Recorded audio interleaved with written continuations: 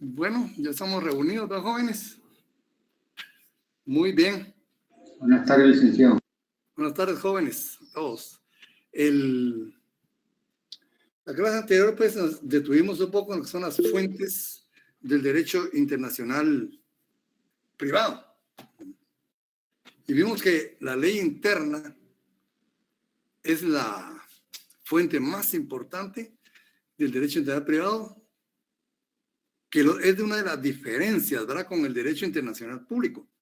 Vimos que el derecho internacional público, su fuente principal son los tratados internacionales. Entonces, la ley interna pues se refiere a la legislación interna de cada estado, que contiene normas, ¿verdad?, para solucionar los conflictos de leyes en el espacio. Como les decía, en nuestra legislación contempla pues bastantes normas que tienden, ¿verdad?, a tomar en cuenta el elemento extranjero en nuestro país. Lo encontramos desde la Constitución, ¿verdad?, cuando aparta o reserva para los nacionales ciertos privilegios, ¿verdad?, como la poseer bienes en lugares restringidos únicamente para guatemaltecos, la petición política, habrá el derecho a petición política única y exclusivamente para guatemaltecos, entre otros, ¿verdad? También la Constitución determina la nacionalidad. ¿Quiénes considera Guatemala que son guatemaltecos? Esto también es importante, ¿verdad? Porque desde el punto de vista de ese vínculo jurídico, político, afectivo, económico,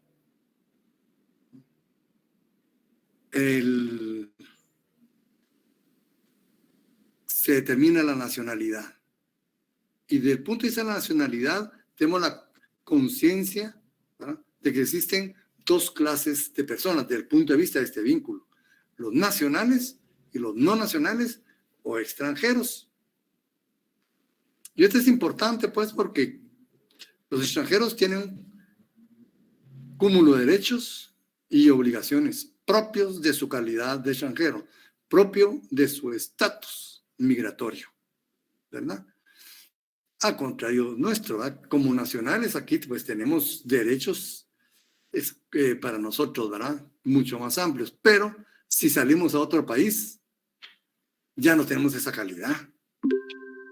Estaremos frente a nacionales de ese otro país y vamos a accionar un cúmulo de preceptos jurídicos propios para nosotros según nuestra condición migratoria. Porque incluso, fíjense ustedes, no todos los extranjeros gozan de los mismos derechos y obligaciones,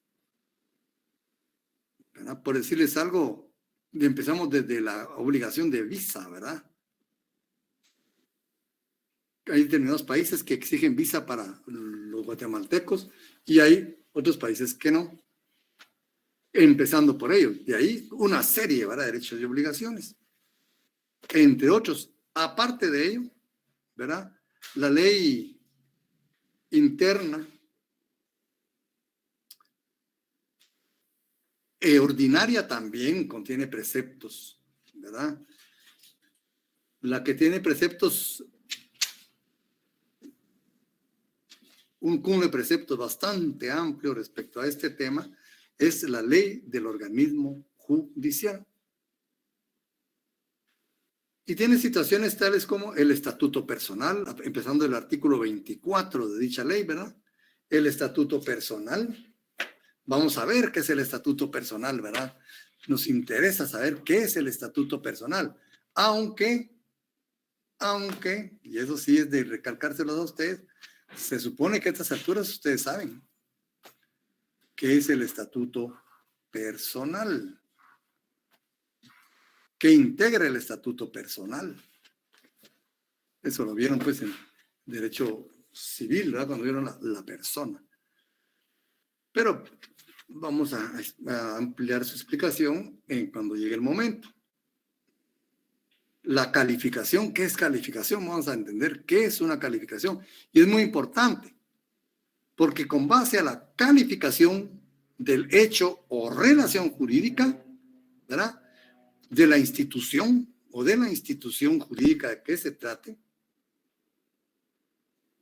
se aplicará determinado cúmulo de leyes, determinado principio del derecho internacional privado, determinada norma de conflicto de derecho internacional privado. Pero esa calificación, por ejemplo, el matrimonio. Fíjense, el matrimonio. Para nosotros, según el Código Civil, es una institución social. ¿Verdad? Una institución social. Para otros países es un contrato de carácter civil. ¿Será que hay diferencias o no hay diferencia entre un contrato de carácter civil y una institución? ¿Verdad? Ahí, mire, ya sentamos un precedente de diferencia grandísimo. Y esto obviamente nos va a dar un resultado totalmente diferente. En nuestro país es por el cual un hombre y una mujer, en otros países ya no existe eso. Dos personas. Dos. ¿Quiénes? Fíjense ustedes que hemos llegado a extremos en esta sociedad, que en otros países una señora se casó con una pared y se casó.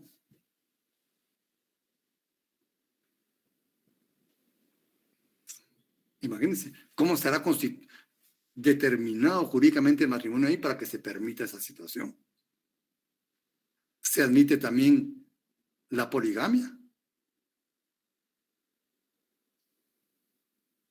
Pero aquí no, un hombre y una mujer. Como ven, esta es una calificación, ¿verdad? ¿Cómo se califica la institución social o la relación jurídica? Eso lo vamos a ver también después, ¿verdad? La teoría de las calificaciones. Pero también lo tenemos nosotros acá. Derechos adquiridos. Fíjense, derechos adquiridos. Si usted quiere un derecho, ¿verdad? Ese derecho adquirido válidamente, fíjese, válidamente, en un lugar, en un país, tiene que ser respetado por los demás países y reconocido, respetado. Salvo, fíjense, salvo, y eso lo vamos a dejar para después, ¿verdad? Pero en principio, todos los derechos que nosotros tenemos, que atañen a nuestra persona, deben ser reconocidos y respetados en otros países. Esto nos da certeza y seguridad jurídicas. También tenemos el principio de situación de los bienes. En el derecho internacional, ¿cómo vamos a tratar los bienes? ¿Cómo? ¿Verdad? Cuando se trata de un bien, ¿qué principios, qué reglas de derecho internacional privado vamos a aplicar? Nuestra propia ley interna nos dice cómo, ¿verdad? Formalidades externas de los actos, el locus regit actum, que le dicen, ¿verdad? O sea, las formalidades, ¿verdad? Perdón, compañeros.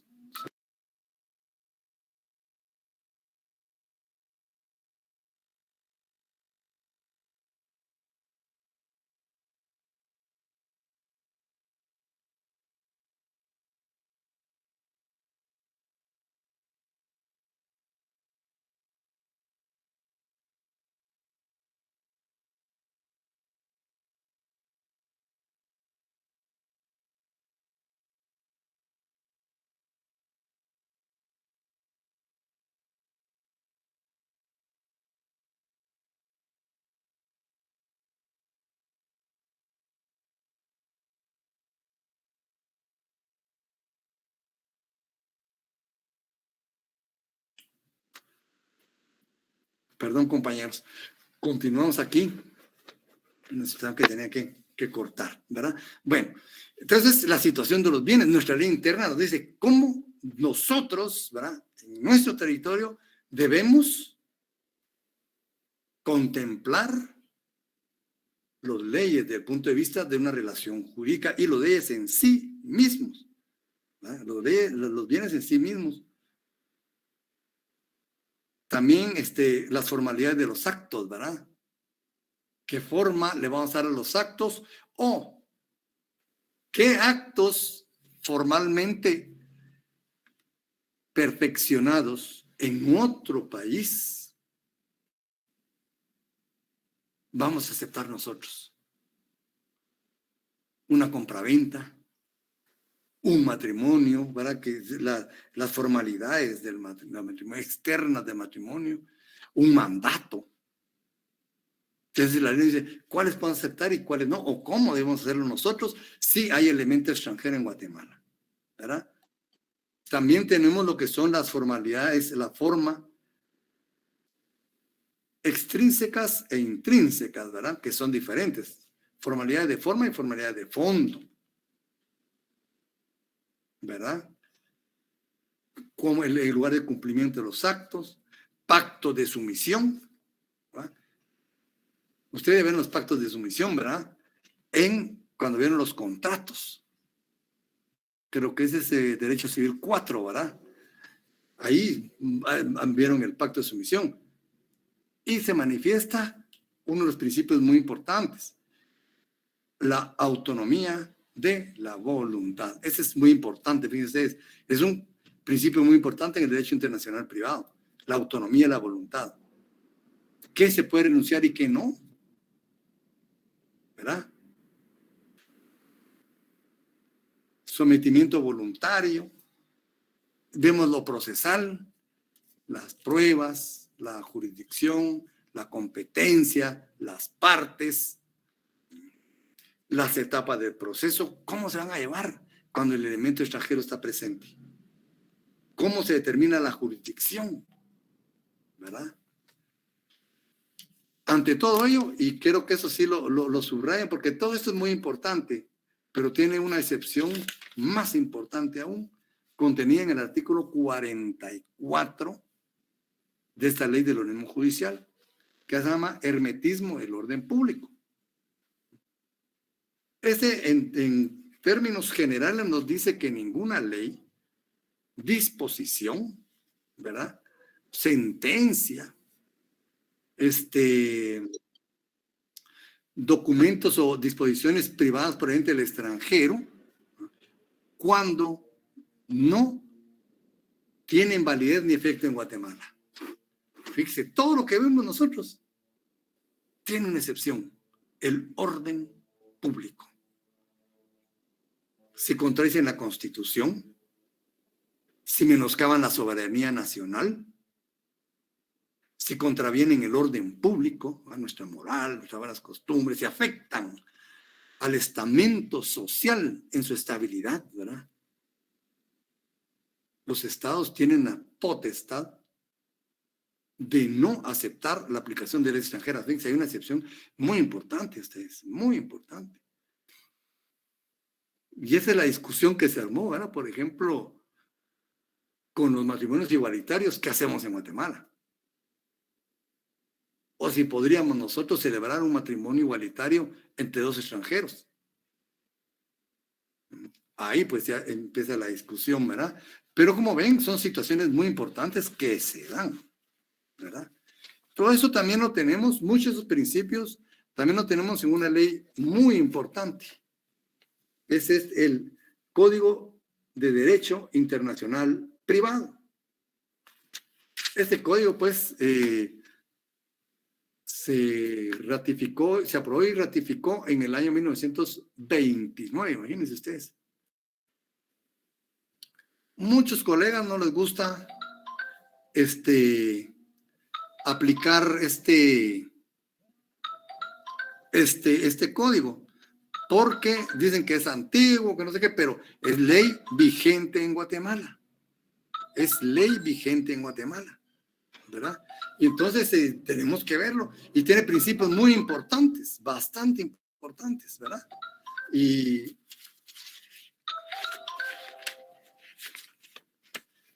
tiene principios muy importantes que nacieron con el proyecto que elaboraron, ¿verdad?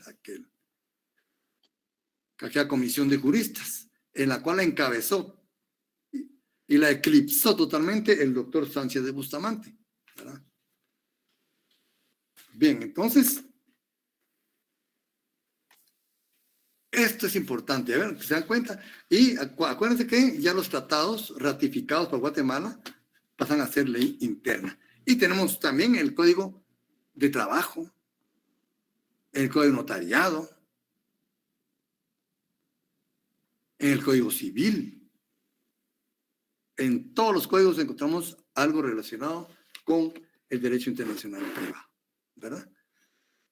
Entonces, la ley interna, pues, es la fuente principal. Yo pondría en segundo lugar a los tratados internacionales, ¿verdad? Los tratados internacionales también son muy importantes. Y hoy en día hay centenas de tratados internacionales en materia de derecho internacional privado. Aquí, por ejemplo, el Código de Derecho Internacional Privado, es un tratado internacional que nace dentro del panamericanismo. Dentro del panamericanismo. ¿Verdad? Y eso es un tratado, pero su tema es de derecho internacional privado. También están los convenios de la Haya, como les había dicho, ¿verdad? Son grandísimos también y muy importantes, ¿verdad? Tenemos, entre otros, dice los convenios de Montevideo, ¿verdad? También son tratados, pero de materia internacional privada. Está también en los convenios sobre documentos de crédito, títulos de crédito, conflictos en ley de materia de letras de cambio, pagarés, facturas, ¿verdad? Hay también para edad mínima para contraer matrimonio, etcétera. Hay bastantes, ¿verdad? Y no digamos dentro de los tratados de libre comercio. Dentro de los tratados de libre comercio hay cantidad, jóvenes, de derecho internacional privado. Pero, aquí viene un pero y quiero que lo dejemos subrayado y, como dice, a un lado, apartadito. Porque lo importante acá es que las normas son de distinta naturaleza. Y eso lo vamos a explicar posteriormente, ¿verdad? Porque vamos a ver que en el derecho internacional privado no únicamente existen hoy por hoy normas de conflicto. Es tal vez el tema más amplio, el más obvio del derecho internacional privado, pero hoy por hoy no es el único, ¿verdad? Hoy por hoy no es el único, sino ya hay otras normas de otra naturaleza, ¿verdad? Que son de materia de derecho internacional privado. Y ya van a ver que la importancia que tienen. Pero eso se verá en su tiempo. Yo se los digo para que ustedes vayan almacenando esto y quebranse un poco la cabeza cómo es esto, ¿verdad? La costumbre también es importante en el derecho internacional privado, es fuente de este derecho, ¿verdad? Y también es importante, pero con menos importancia que los otros dos para mí, ¿verdad? Entonces, ese actuar repetido, uniforme, prolongado en el tiempo, ¿verdad? O sea, un actuar que responde a un hecho determinado, ¿verdad? De ciertos usos o actos de contenido jurídico en la esfera de relaciones privadas de carácter internacional. El ejemplo para mí más claro de la costumbre internacional, que ahora ya no es costumbre, ¿verdad? Pero así empezó, son los Incoterms. No sé si ustedes ya vieron los Incoterms en derecho mercantil, lo que es FOB, FAS, todas esas cuestiones. Eso estamos viendo, Lick, apenas ayer. Ah, bueno, eso, pongan la atención porque esas también forman parte son normas de derecho internacional privado en materia mercantil, ¿verdad? Y esas nacen desde el medioevo, desde la época medieval, cuando empezaron a nacer los diferentes estados. Pero entonces, miren qué interesante, hubo un choque, ¿verdad? Entre la rigidez de los sistemas jurídicos nacionales frente a la flexibilidad y agilidad de la actividad mercantil. ¿Se dan cuenta?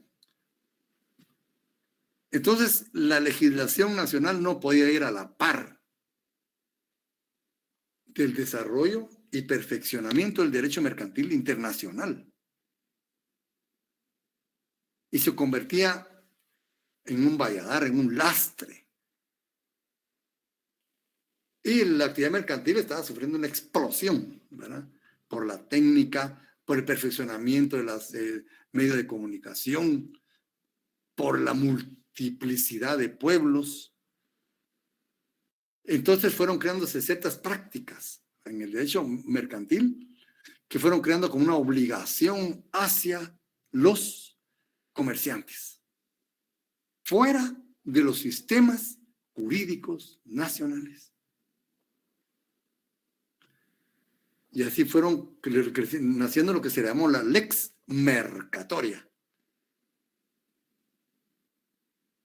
ley del mercado, ¿verdad? Lex mercatoria. Y se fue perfeccionando, y hoy, dentro de la lex mercatoria, no es porque no es lo único, dentro de la lex mercatoria están también los denominados incoterms, acompañados de otras situaciones, ¿verdad? De otros tipos de normas. Hay para los bancos, y no me acuerdo qué otra, que nacieron así, en la práctica, fuera de los sistemas jurídicos. Y hoy son de obligatorio cumplimiento. Crean derechos de obligaciones, incluso, fíjense ustedes que dentro de los tratados de ley de comercio se han creado tribunales especiales y han fallado y han resuelto casos haciendo aplicación de la lex mercatoria y de los incoterms. Vamos a ver ese tema también muy interesante, ¿verdad? Un tema muy interesante que nos viene a... Ese tema también en el libro que tienen, se lo desarrollé el doctor Larios. Él me pidió favor y le desarrollé ese tema. Ustedes van a ver, esa es una colaboración mía con él. Y muy importante, esos son temas muy importantes. Entonces, como ven, los tratados y las leyes son bastante amplios, ¿verdad? Y aparte, pues, de los tratados de esta ley, hay otro tipo de normas. Y la costumbre viene también, ¿verdad? Viviendo, desarrollando, alimentando al derecho internacional privado. Y aparte de esas normas que digo, los incoterms, según aquí el doctor Larios, dice que a través de la costumbre también nace lo que es el locus regim actum, ¿verdad? Y algunos otros principios que se aplican al derecho en general y al derecho internacional privado en particular. Otra fuente es la jurisprudencia. Digamos que la jurisprudencia aquí puede ser nacional o internacional. Ya les dije yo, hay tribunales internacionales en materia mercantil, en materia de comercio. Dentro de los tratados de libre comercio, casi todos los tratados hacen sus propios tribunales. Ellos crean jurisprudencia. También los organismos internacionales como la ONU, la OEA, ¿verdad? En los diferentes fallos pueden también crear jurisprudencia. La jurisprudencia es importante porque le imprime dinamismo al derecho, ¿verdad? A veces resuelve casos que con la propia ley así en sentido estricto no podría, sino quiere el razonamiento, ¿verdad? De un ente especializado, con experiencia, con mucha raigambre de prestigio, ¿verdad? Porque regularmente la jurisprudencia, ¿quién lo crean? Los más altos tribunales de nacionales y los tribunales especializados en el derecho internacional privado, ¿verdad? Entonces, estos pueden ser utilizados para posteriores casos. La doctrina no se diga, miren, si alguna rama del derecho, y eso sí se quiere subrayarse, si alguna rama del derecho se alimenta tanto de la doctrina, es el derecho internacional privado.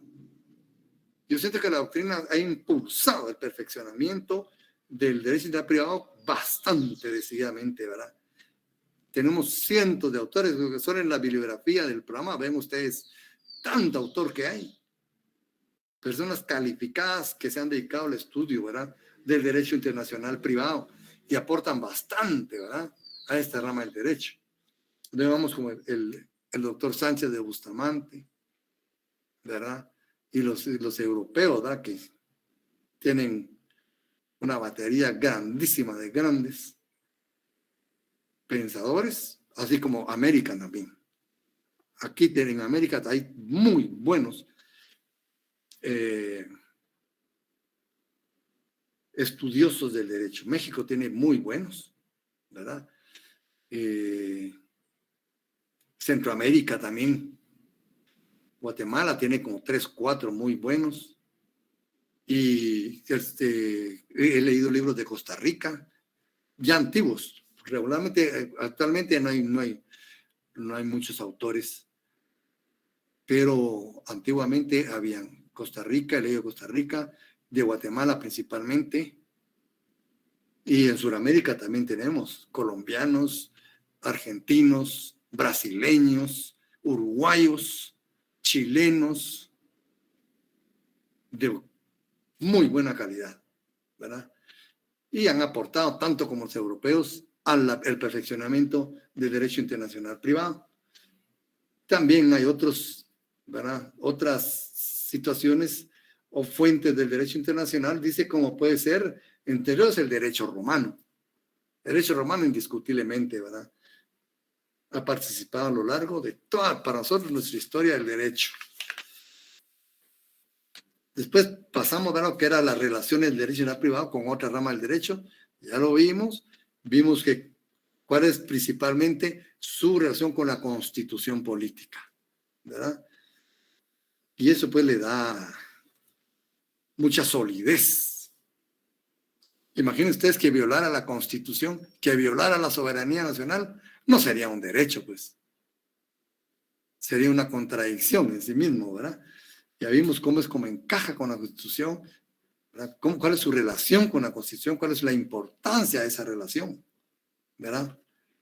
Con el derecho civil, vimos pues que en principio se les tomaba casi como uno mismo, ¿verdad? Al derecho internacional privado se le decía derecho civil internacional privado. Y hay muchas figuras, ¿verdad?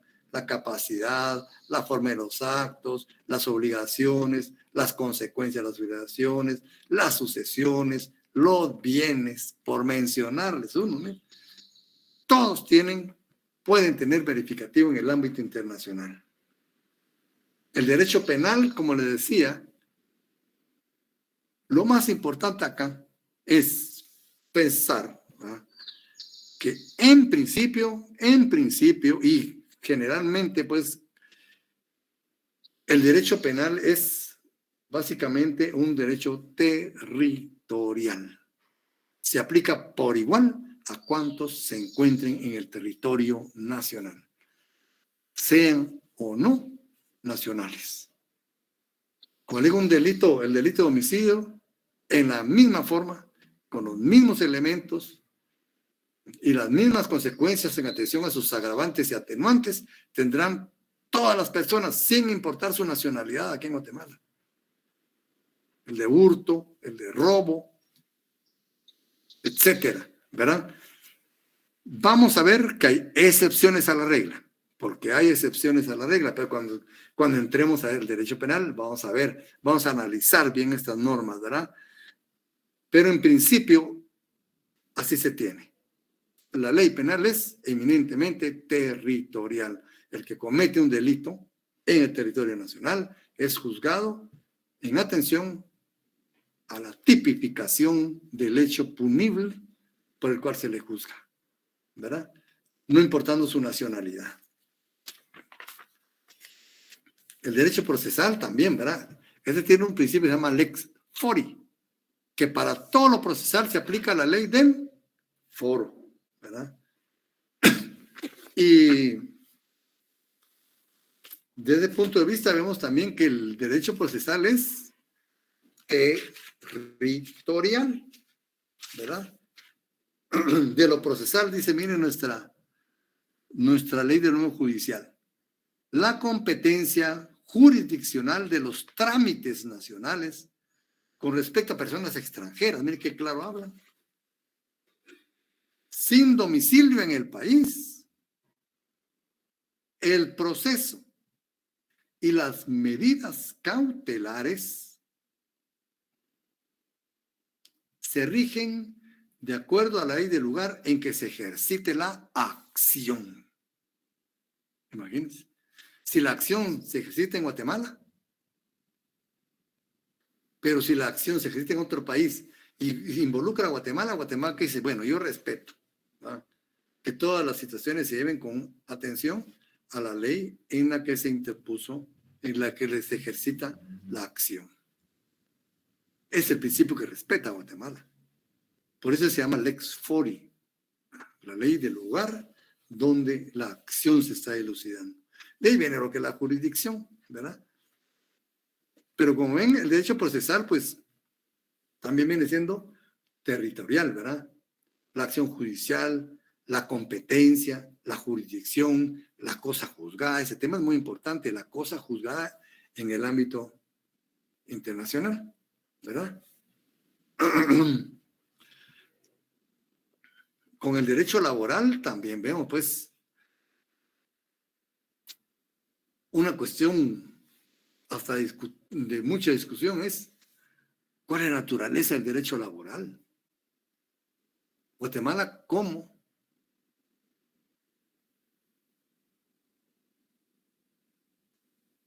lo califica Guatemala? Es que no es totalmente público, ¿verdad ustedes? Porque en un contrato de trabajo hay relación privada, no es químicamente puro público, ¿verdad? Mucho menos privado. Hay límites a la contratación de carácter público. Ahí viene el primer vallar, cómo lo califica cada país. En nuestra legislación hay una ley que dice que el derecho laboral es un derecho social. Les queda de ver a ustedes encontrar esa ley. ¿Dónde dicen? ¿Qué ley dice que el derecho laboral es un derecho social? Y hay una gran discusión. Algunos dicen que es público porque es el código.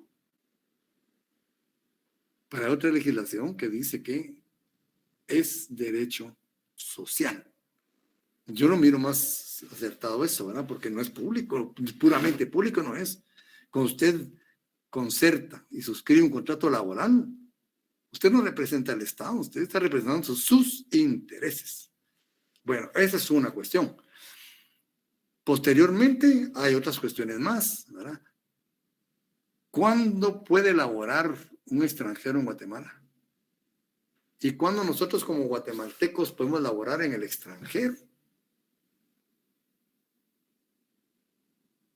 ¿Cuántos máximo de trabajadores extranjeros puede tener una empresa? Todo eso y en el aspecto sindical, ahí nos reserva a los guatemaltecos, por lo menos la legislación guatemalteca en Guatemala reserva ciertas ventajas, ¿no? Tal vez no, sino ciertos privilegios, no son ventajas, ciertos privilegios para nosotros los guatemaltecos, etcétera, ¿verdad? Entonces, como ven, también hay derecho internacional privado en derecho laboral. En el derecho marítimo, ese es básicamente internacional, ¿verdad? Aunque hay compañías de cabotaje, ¿verdad?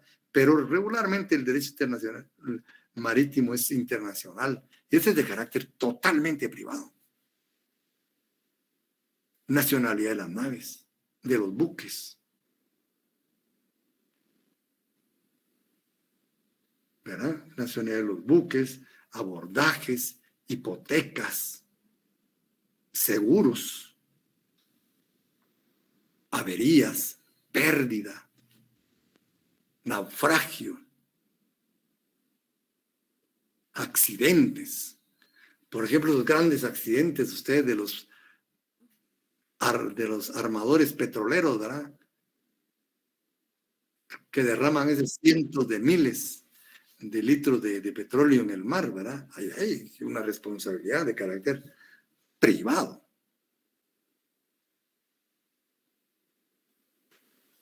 Entre tantos otros, ¿verdad? Con el derecho aéreo no digamos ustedes, el derecho aéreo es también relativamente joven, ¿verdad? Relativamente para todos los derechos que hemos visto, ¿verdad? Que son antiquísimos. El derecho aéreo es relativamente joven, acuérdense que hasta el siglo XX, principio del siglo XX, pues, empieza. Pero tenemos, por ejemplo, nacionalidad de las aeronaves, nacimiento, ¿verdad? Tanto en los buques como en las aeronaves, nacimiento ahí adentro. ¿Qué nacionalidad tienen esas personas? Hipotecas aéreas, responsabilidades también, ¿verdad? Por avería, pérdida, accidentes, retrasos. ¿Cuánta gente no se les ha perdido sus valijas y no llegan? Nunca. Si ustedes vienen a los aeropuertos, hay bodegas de valijas perdidas.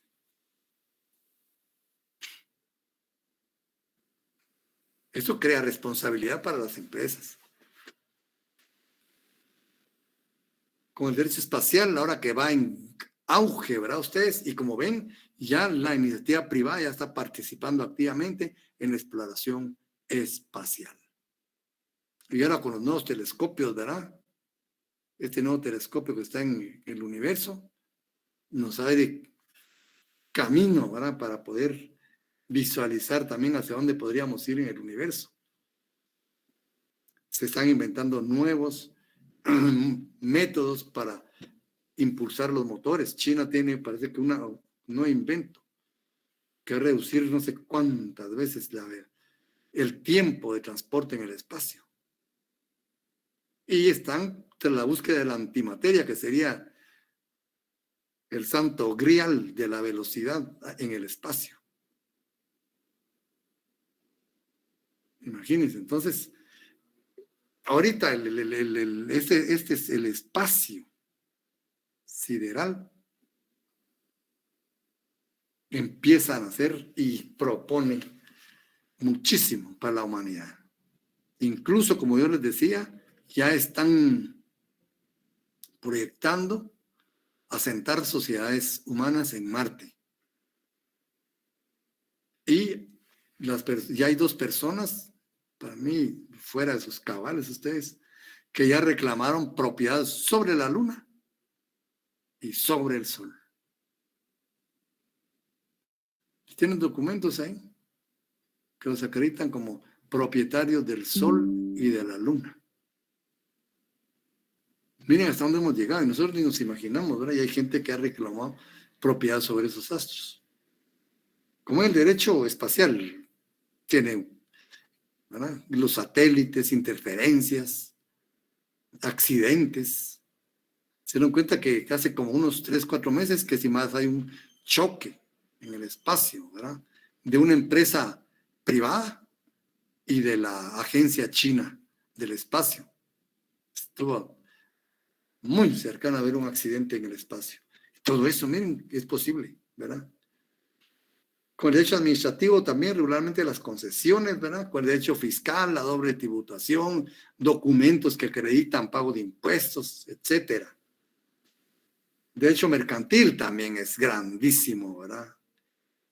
Casi de los primeros derechos se han puesto a la vanguardia del derecho integral privado. Ahí pues capacidad de comerciante, calidad de comerciante. No sé si me investigaron eso, si les dio curiosidad por ver cuál es la diferencia entre capacidad de comerciante y calidad de comerciante. Títulos de crédito, quiebras, ¿verdad? Libros de contabilidad, seguros, hipotecas, importaciones, ¿va? Y las exportaciones. Derecho financiero, bueno, y derecho internacional público, como habías dicho, se ven entre las semejanzas y las diferencias, ¿verdad? Y su relación. La semejanza, pues, como habíamos dicho, ¿verdad? El derecho, el ámbito internacional, ¿verdad? Ese es importante. Ahí sí no nos podemos perder, ¿verdad? Descansan, dice, en la comunidad jurídica internacional, en la coexistencia pacífica y civilizada de los pueblos y en la búsqueda de la seguridad y certeza jurídicas. Su relación. La relación se da más que todo en los tratados internacionales de materia internacional privada. Porque los tratados internacionales en materia de derecho internacional privado nacen dentro del derecho internacional público. O sea, todos los tratados se convocan, se discuten, se negocian, se suscriben, se aprueban, se ratifican dentro del ámbito del derecho internacional público. Es decir, que los tratados, aunque sean de materia de derecho internacional privado, nacen dentro del derecho internacional público. Y hay una relación estrechísima, ¿verdad?, entre ambos. Entonces, sí hay una relación, más que todo, como les digo, en los tratados, ¿verdad?, que tienen materia de derecho internacional privado. Por ejemplo, este tratado del derecho internacional privado para América, ¿verdad? ¿Cómo se negociaron? ¿Cómo se llevaron a cabo? Dentro del derecho internacional público, pero crearon materia de derecho internacional privado. Ahí existe una relación muy importante. Pero también hay diferencias en cuanto al objeto, ¿verdad?, y sujeto. El público se refiere principalmente a la relación entre estados, ¿verdad?, y otros sujetos del derecho internacional, los organismos internacionales, entre otros, ¿verdad? Mientras que el derecho internacional privado, ¿qué? Se ocupa de los límites en el espacio del poder legislativo de los estados, ¿verdad?, en las relaciones de carácter privado.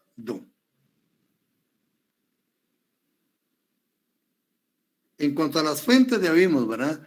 La fuente más importante del derecho internacional público son los tratados internacionales. La fuente más importante del derecho internacional privado son la ley interna de cada estado.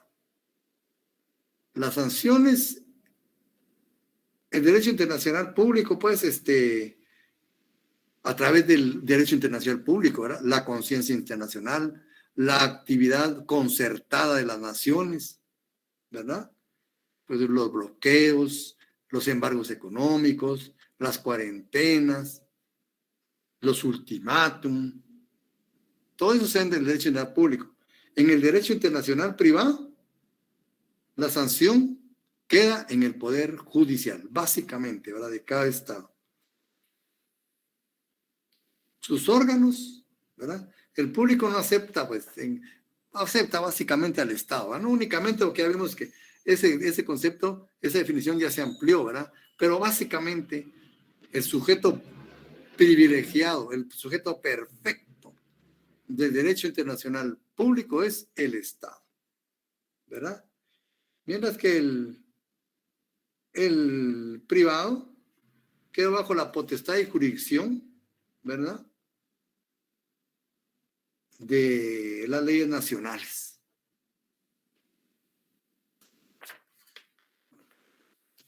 Como ven, ya hicimos otro repaso. De acá, y eso sí quiero que lo escriban porque no está en el libro. Sánchez Bustamante plantea para el derecho internacional privado la posibilidad de 4 situaciones diferentes. Imagínense, ¿qué situaciones se nos pueden dar en el derecho internacional privado? Sánchez de Bustamante plantea para el derecho internacional privado la posibilidad de 4 situaciones diferentes. La primera,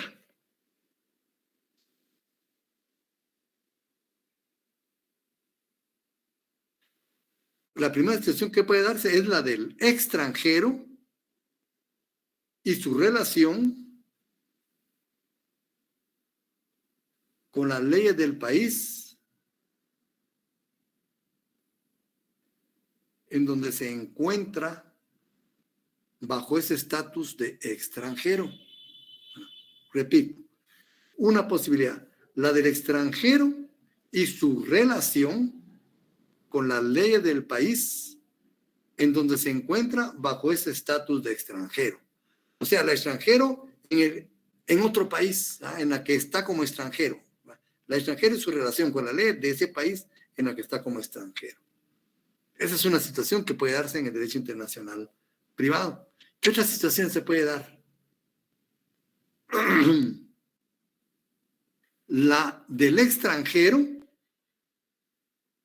y su relación con las leyes de su propio país. La del extranjero y su relación con las leyes de su propio país, en donde precisamente no se encuentra, porque está en otro país que no es el de él. Es decir, que un extranjero que esté en Guatemala no pierde toda su relación con la ley de su país. Guardará mucha relación con las leyes, con muchas leyes de su país. Entonces, esa es otra posición, es otra situación.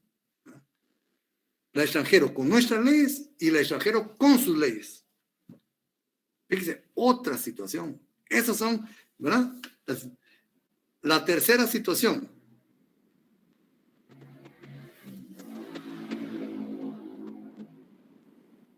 La del nacional que no sale de su país. Hay personas que jamás han salido de Guatemala, ¿verdad? La del nacional que no sale de su país y su relación con las leyes de su propio país. Esta es otra situación en el derecho internacional privado. Porque esta persona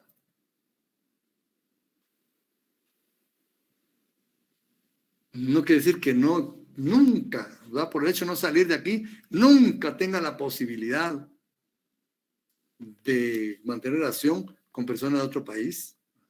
Pero si estoy aquí, tengo un cúmulo de derechos y obligaciones. Y eso también afecta al derecho internacional privado. Y la cuarta situación que puede darse, según Sánchez de Bustamante, es la del nacional, que no sale de su país y su relación con las leyes extranjeras. ¿Será posible, jóvenes, que no saliendo de nuestro país existe la posibilidad que tengamos en algún momento relación con leyes extranjeras? Puede darse. Imagínense, solo un ejemplo, ¿sí? Luis David. Sí, perdone, tal vez en las dos me pregunté si se aplicaba lo del matrimonio. Si quisiera casarme con una mujer extranjera, yo nunca he salido de mi país y me preguntaba si aplica la 3 y la 4. Porque no lo escuché bien, fíjese, no lo escucho. Si no sale de su país y su relación con sus propias leyes, o sea, con mis propias leyes, pero también la extranjera, con lo que se habla de la mayoría de edad y todo, también. Así es. Ajá. Sí. ¿Cómo otra que no salgo del país, pero la misma situación me casa en las dos. Sí, mire, por ejemplo, la ley nacional, la del nacional que no sale de su país y su relación con las leyes de su propio país, ¿verdad? Ahí no hay ningún problema. En principio no existe conflicto de leyes en el espacio, ¿no? Ahí estamos claros. Pero ¿no? Puede existir otra situación, la del nacional que no sale de su país, ¿verdad? Pero, y su relación con las leyes extranjeras, porque para que nosotros tengamos relación con leyes extranjeras, no forzosamente tenemos que salir de nuestro país, como usted bien dice. En un momento determinado nosotros conozcamos a una persona extranjera y hasta nos casemos con ella. O puede que un familiar nuestro, que lo hecho lo hay afuera, principalmente en los Estados Unidos, ¿verdad? Fallezca allá y seamos sus únicos sucesores y dejó bienes, tal vez allá donde murió y en otros países. Y no hemos salido del país, pero en ese momento ya tenemos relación con ley de otro país. Y accionamos el derecho de edad privado, aunque no salgamos. ¿Verdad? Entonces, para Sánchez Bustamante se pueden dar estas 4 situaciones en el derecho internacional privado, ¿verdad? Entonces dice, estas 4 situaciones se atienden con los 3 tipos de normas. Está las de orden público internacional, esas las vamos a ver. Las de orden público interno y las de orden privado. Con esas 3 leyes, aplicando la Escuela de La Habana o Escuela de Bustamante, vamos a atender todos estos casos.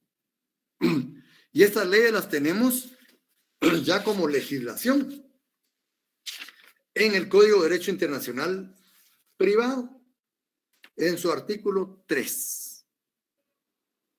Para los que tengan curiosidad, que lo lean, que lo analicen, ¿verdad? Artículo 3 del Código de Derecho Internacional Privado.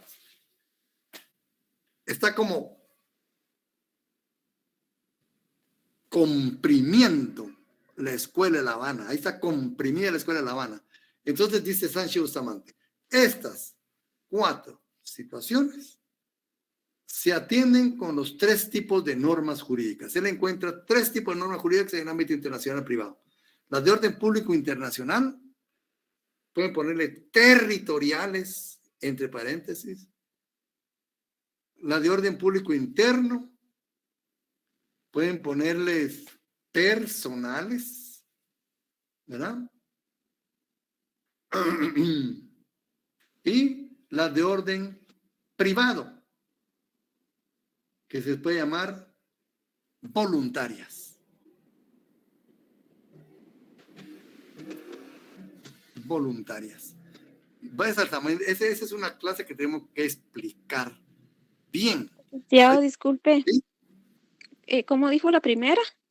La de orden público internacional. Sí. Que también se les denomina territoriales. ¿Verdad? Gracias. También Ya. se les conoce como territoriales, ¿verdad? Bueno, la de orden privado, la de orden público interno, que se les llama personales. Y las de orden privado, que también se les llama voluntarias. Con estos 3 tipos de normas vamos a encontrar, ¿verdad? Vamos a atender todos estos problemas que nos plantea Sánchez de Bustamante.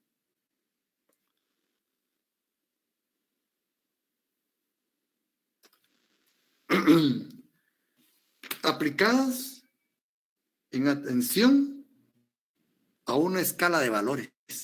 Fíjense. Y a cada caso en particular. Y a cada sección de ese caso en particular.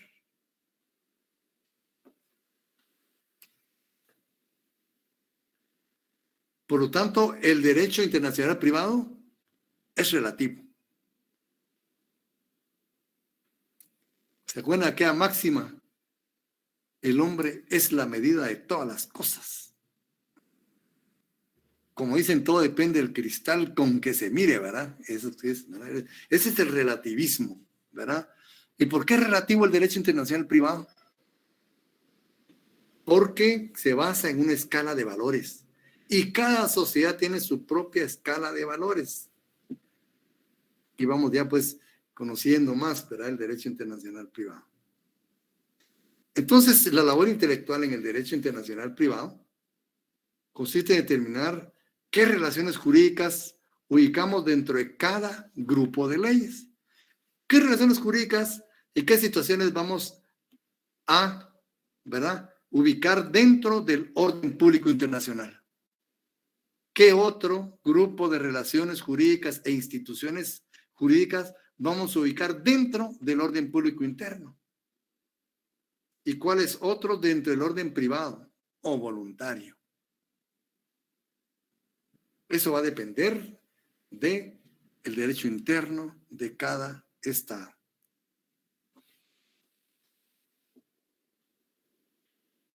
¿Cómo vamos adentrándonos, da ustedes, en el derecho internacional privado? Aquí creo que vamos a ir conociendo un poquito más, ¿verdad?, todas estas cuestiones. Bueno, y de ahí viene lo que es el bosquejo histórico, lo que venía hablando, ¿verdad? Que esta es otra cuestión bastante importante. Ahorita estamos viendo todo lo que es la base, ¿verdad?, del derecho internacional privado. Tengo la fe, fíjense ustedes, yo todavía creo en milagros, que ustedes han estado leyendo, han estado desempolvando sus libros, ciertos códigos, y hoy pues van a analizar lo que es el artículo 3 del Código de Derecho Internacional Privado. Ese es básico, ese artículo 3 es básico. Porque cuando veamos el Código de Derecho Internacional Privado vamos a explicarles por qué, ¿verdad? En el bosquejo histórico, dice que el doctor Larios, mencionando pues a autores como Federico Dunker Viggs, ¿verdad?, profesor de la Universidad de Chile, brillante, ¿verdad?, que divide el bosquejo histórico o desarrollo histórico del derecho internacional privado en 3 partes. Labor privada individual, miren qué importante, labor privada individual. Regresamos a lo que es la doctrina, ¿verdad? Labor privada y pública colectiva.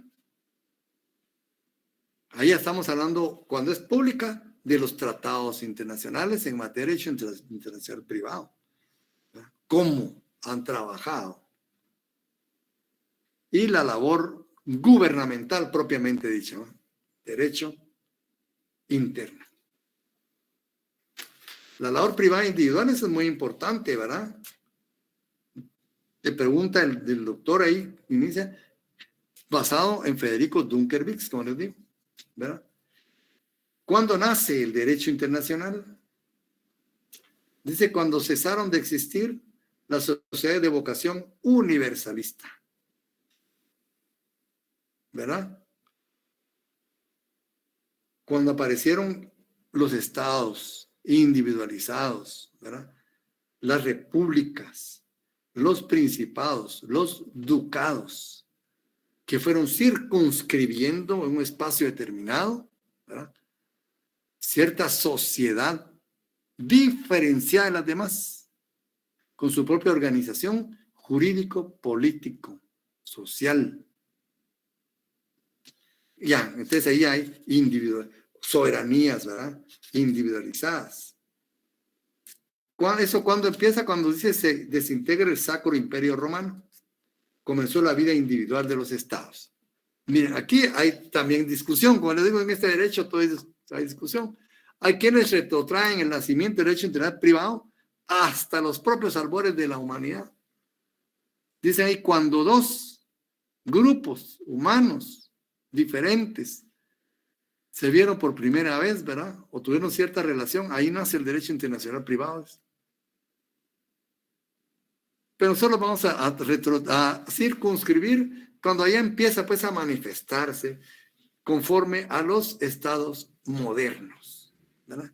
Ahí, no quiere decir que sea la única forma que podamos ubicar el nacimiento del derecho internacional privado, ¿verdad? Pero fíjense ustedes que a la par de estas sociedades, y eso no lo tiene el doctor Lario, es bueno que lo apunten, a la par de estas sociedades de carácter universalista, avasallador, ¿verdad? También existían sociedades aislacionistas, muy contrario a la anterior, ¿verdad? Estas se mantenían afuera, conquistando, imponiendo sus costumbres, su derecho, su sistema jurídico, ¿verdad? Pero también existieron en ese tiempo sociedades aislacionistas. No les interesaba la relación con el exterior. Y, ¿verdad?, crecían generalmente hacia adentro, ¿verdad?, como autosuficientes, o el contacto con el exterior era mínimo. Tenemos ahí las sociedades del lejano oriente, básicamente, ¿verdad? China, Japón, Corea. Estas ciudades eran muy cerradas. Si no, miren ahí la muralla china, pues. Entonces, bajo estos dos tipos de sociedades, no podía edificarse el derecho internacional privado. Porque ustedes saben, el derecho internacional privado es totalmente contrario a estas dos, ¿verdad? Ni avasalla, ni se aísla. ¿Verdad? Ni avasalla, ni se aísla.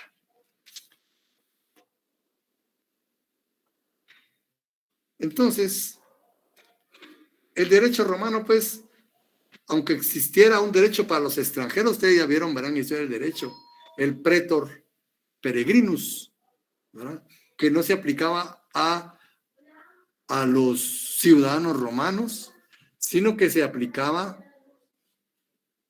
a las personas que no eran, ¿verdad? Pero no se les aplicaba en respeto a su nacionalidad, sino se les aplicaba el derecho romano. Roma, pues, no reconocía otras costumbres, otros derechos, ¿verdad?, y aplicaba el derecho romano directamente a esas personas. Ahí no podemos estar hablando de derecho internacional privado. Con esto llegamos a la Edad Media, ¿verdad? Cuando cae, ¿verdad?, el Sacro Imperio Romano. Entonces empiezan a formarse, empiezan a surgir unidades económico-políticas y sociales. Llámeseles repúblicas, llámeseles reinados, ducados, señoríos, ¿verdad? Grandes ciudades, ¿verdad? Entonces, la Edad Media se divide en dos etapas. Eso tampoco lo tiene el doctor Larios, ¿eh? El doctor Larios empieza desde la segunda etapa, ¿verdad? Pero hay una primera etapa, ¿verdad? Eso le expone el doctor Federico Dunkervix, ¿verdad? Hay una primera etapa. En la primera etapa de la Edad Media, ¿verdad?, prevaleció lo que se le llamó la personalidad absoluta del derecho. Con la personalidad absoluta del derecho, ¿verdad? ¿Qué significa eso? Voy a ponerles un ejemplo, ¿verdad? Vamos a ponerles un ejemplo. Las personas agarraban su mochila y metían todo su sistema jurídico en su mochila, ¿verdad? Y con todo su sistema jurídico, eso es un símil, ¿verdad?, viajaban por el mundo. Y cualquier situación que sucedía, exigían la aplicación de su derecho. De su derecho, ¿verdad? A eso se le llamó personalidad absoluta del derecho. Todas las personas andaban con su propio sistema jurídico. ¿Creen ustedes que era factible vivir bajo esa situación? ¿Ah? Era muy difícil. ¿Por qué? ¿Cómo podía exigir cada persona que se aplicara su propio derecho? Entonces, este sistema, esta situación fue inviable. ¿verdad? No se podía desarrollar el mundo, ni el comercio, ni las relaciones entre las personas de diferentes territorios con esta situación. Aún hoy en día sería imposible aplicarle a cada persona su propio derecho. No sería factible ni recomendable, porque en un momento determinado no se puede aplicar todo su sistema jurídico a una persona. Entonces, la sociedad de la Edad Media se resiente viendo que ningún juez podía hacer acopio de los diferentes sistemas jurídicos que existían y sobre todo también afectaba al Estado que intentaba aplicarlos. Y se pasa a otra posición totalmente diferente. Con que se plantea otra contraposición. Dicen, bueno, la personalidad absoluta del derecho no funciona. Entonces, radicalmente se pasan a la otra posición, la territorialidad de la ley. Esta territorialidad de la ley venía muy apegado a lo que es la soberanía del Estado. Algunos de ustedes se acaban de salir de un imperio universalista, avasallador, subyugante, que no respetaba los diferentes sistemas jurídicos. Y se pasan al otro extremo, ¿verdad? Aquí lo que pasa es que confunden soberanía con propiedad. Y esta confusión pues creó esta situación tan anómala, ¿verdad? ¿Y qué sucede? Pasamos de la personalidad absoluta del derecho a la territorialidad absoluta del derecho. ¿Qué significa esto? ¿Verdad? En lugar de que cada uno anduviera con su propio sistema jurídico, no. Los Estados dicen, no vamos a reconocer ningún derecho más que nuestro propio derecho. Y vamos a aplicar a toda persona que se encuentre aquí, vamos a aplicar todo nuestro sistema jurídico. Y no nos va a importar de dónde venga. Entonces vamos a aplicar todo nuestro derecho a todas las personas en nuestro territorio. Ven, se pasa de un extremo a otro extremo. Y empiezan a aplicar pues en ejercicio la soberanía, todo su sistema jurídico a todas las personas. Y entonces acá ya no vamos a reconocerle su derecho, ningún derecho a ninguna persona. En atención a la aplicación absoluta de nuestro sistema jurídico. ¿Qué creen ustedes? ¿Funcionó o no funcionó? Ahí está el problema. Que ninguno de los dos extremos funcionan para efectos de el derecho internacional privado, para efectos de las relaciones privadas en el ámbito internacional. Las sociedades no podían perfeccionarse bajo esta situación. Entonces, de un extremo a otro, no funcionó ninguno de los dos y se crea un problema. Un problema, ¿verdad? Y es así como empiezan a surgir los estudiosos del derecho. 1000 años, 1300, imagínense, 300 y tanto, ¿verdad? Porque se exigía la viabilidad jurídica de la convivencia privada entre personas de diferente nacionalidad y entre relaciones jurídicas donde estuviera el elemento extranjero.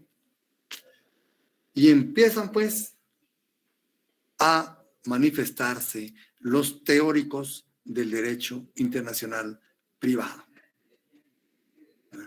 Y nacen las diferentes escuelas del derecho internacional, empiezan a nacer las diferentes escuelas del derecho internacional privado. La escuela italiana, la escuela francesa, la escuela holandesa principalmente, son las tres escuelas principales que nacen. De ahí viene la la escuela angloamericana, ¿verdad? Y la escuela americana propiamente dicha, o escuela de Bustamante, ¿verdad? Entonces, los glosadores y posglosadores. Aquí hay algo muy importante. Y toman como base el derecho romano. ¿Verdad? Toman como base el derecho romano y empiezan a glosar, a interpretar el derecho romano y los principios del derecho romano, principalmente los contenidos en el digesto, ¿se acuerdan ustedes? Del derecho romano. Y tratan con base en estas normas y en estos principios de resolver estas diferentes situaciones que se plantean en la Edad Media, ¿verdad? Y es como nacen los glosadores y posglosadores, ¿verdad? Que empiezan pues a glosar el derecho romano para tratar de resolver por medio de estos principios del derecho romano estas diferentes situaciones que se dan en el ámbito del derecho internacional privado. En el ámbito del derecho internacional privado. Y nacen estas escuelas, como les decía, y los diferentes tratadistas. De entre lo muy importante está el tratadista que se llama Bartolo de Sassoferrato, italiano, ¿verdad? Que inicia con la escuela italiana, ¿verdad? Y Charles Dumoulin, que es francés, pero como sigue los mismos principios de Bartolo, también se le ubica dentro de la escuela italiana. ¿Qué es lo importante que aporta el tratadista Sassoferrato al derecho internacional privado? En primer lugar dice, no pueden crearse reglas generales para el derecho internacional privado. ¿Qué significa eso, jóvenes? Es muy importante. No podemos, dice, crear reglas generales para el derecho internacional privado. Ya tenían, fíjense, la idea de los valores de cada sociedad, que son diferentes. Y dirán, bueno, no podemos unificar todos esos valores en uno, tenemos que respetar. Por lo tanto, no podemos crear reglas generales para el derecho internacional privado. ¿Qué significa eso? Decir, bueno, para el matrimonio, por decirles algo, se va a hacer así, así, así, en esta forma. Vamos a respetar esto y esto y esto. No se podía. Porque habían diferentes sociedades, diferentes soberanías, diferentes sistemas jurídicos, diferentes valores. ¿Verdad? Por lo tanto, dice, no podemos pues adoptar reglas generales, esto sería imposible. Tendríamos que caer otra vez en la personalidad absoluta del derecho o en la territorialidad absoluta del derecho, y vimos que eso ya no funciona. Entonces dijo, lo importante acá es diseccionar cada relación jurídica. ¿Y qué es lo importante de esto? Fíjense ustedes, en una compraventa, ¿cuántas situaciones podrían darse? En una compraventa en el ámbito internacional privado pueden darse problemas respecto a la capacidad. Ahí hay un problema. Este señor que viene del extranjero, ¿es capaz o no es capaz? Entonces, ¿cómo podemos dilucidar su capacidad? Decía él, ¿cómo podemos dilucidar su capacidad? Esta es una sección de una relación jurídica, la capacidad. Ah, pero también hay otro problema. ¿Qué otro problema puede presentarse en una compraventa? La forma del contrato. Bueno, si los dos otorgantes son extranjeros y quieren contratar aquí, en nuestro país, ¿qué forma le vamos a dar al contrato? Ese es diseccionando, es otra situación que puede darse. Ah, bueno, pero también puede darse otro problema. Seguimos diseccionando relación jurídica. Puede surgir un problema con relación al bien. ¿Cómo se va a manifestar jurídicamente el bien en una relación jurídica con extranjeros? Y entonces, a cada uno de estas situaciones fue proponiendo una solución. Dijo él, bueno, en cuanto a la capacidad, dijo él, la capacidad exige la estabilidad social del país en que se adquiere. Al Estado, a cada Estado, le interesa mantener la estabilidad social y dicta los propios, ¿verdad?, parámetros en los que se va desenvolviendo su estamento social. En principio, ¿verdad?, la situación social de esta persona no nos interesa a nosotros, ¿verdad?, le interesa al Estado del cual viene. Y este Estado nos va a decir, en atención a su propio interés, si esta persona él la considera capaz o no, dice él. Entonces concluye Bartolo diciendo, bueno, entonces para el Estado de la capacidad debemos abocarnos a la ley personal.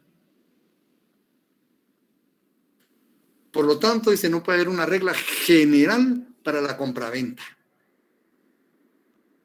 porque tenemos que diseccionarla. Entonces, el problema de la capacidad en la compraventa la vamos a resolver con la ley personal. Miren qué interesante ustedes, ¿verdad? Pero también puede darse otro problema con relación a la forma. Si son dos extranjeros, ¿qué forma le voy a dar al contrato?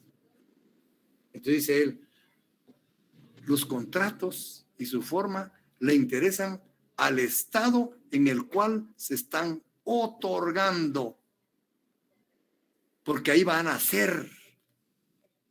Entonces, su formalidad tiene que atenderse con relación al estado en el cual se perfecciona, se otorga el contrato. Entonces, para la forma ya no vamos a aplicar la ley personal, ya no funciona en la forma. Entonces, en la forma vamos a aplicar un principio que se llama locus regit actum. La ley, la forma de los contratos deben regirse de acuerdo a la ley del lugar en que se otorguen, aunque los dos sean extranjeros. Vamos a respetar la ley del lugar donde se van a otorgar, no las que tengan ellos, ni la que, ¿verdad?, sino la del lugar en donde sean, porque es a ese país, a ese estado al que le interesa que, ¿verdad?, los negocios realizados en su territorio sean los idóneos. Muy bien. Pero ahora hay un bien. El bien está en otro país. ¿Qué ley le vamos a aplicar a ese bien? Imagínense, dice, si hay bienes reservados para los nacionales, hay otro problema, ¿verdad? Si el bien está ubicado en el territorio de alguno de los dos, ahí no hay problema. Pero si está en un territorio extraño a los dos contratantes, hay otro problema. Entonces ya el bien ya no se le aplica la ley personal, ni se le va a aplicar la locus regit actum. Al bien se le va a aplicar otro principio, al que se denomina lex rei citae. Es decir, dice él, los bienes deben de regirse de acuerdo a la ley del lugar en que se ubican, de acuerdo a la ley del lugar en que están. Entonces, mire cómo se ha perfeccionado la compraventa. ¿Cómo se ha perfeccionado la compraventa? ¿Ah? Entonces, por eso es que Bartolo concluye, no pueden, ¿verdad?, procederse en el derecho internacional privado por medio de reglas generales. El matrimonio va a ser a los 18 años, se va a arreglar. No, no se puede. ¿Ah? Hay que ver la capacidad de las partes, su ley personal. Igual en la compraventa, ¿verdad? Su ley personal y su capacidad de acuerdo a la ley personal.